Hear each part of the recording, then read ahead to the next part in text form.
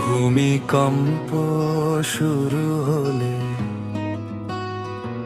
ভূমিকম্পের কম্পনের কারণে পুকুরের পানি এক পাশ থেকে আরেক পাশে জোরে দুলতে থাকে, একে সেইছে বলা হয়।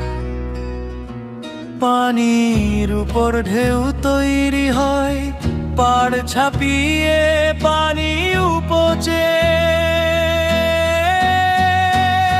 পড়তে পারে।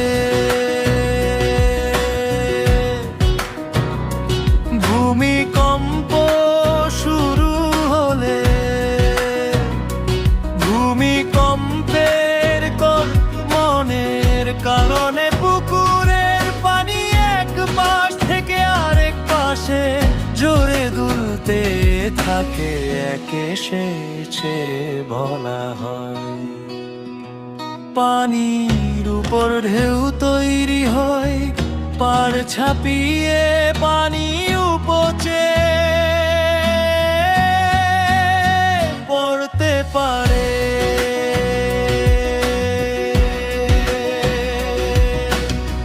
কখনো পানির নিচের কাদা নড়ে গিয়ে পানি ঘোলা হয়ে যায়, কিছু ক্ষেত্রে পানির লেভেল হঠাৎ সামান্য বেড়ে বা কমে যেতে পারে, বিশেষ করে যদি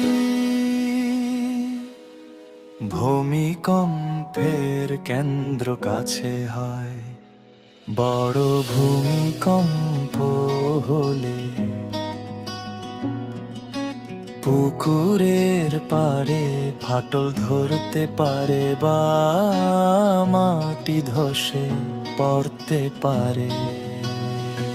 পানির উপর ঢেউ তৈরি হয়, পাড় ছাপিয়ে পানি উপচে পড়তে পারে। ভূমিকম্প শুরু হলে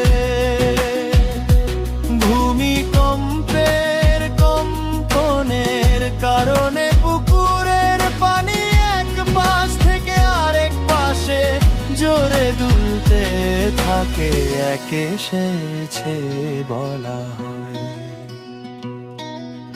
ভূমিকম্পের কেন্দ্র কাছে হয়।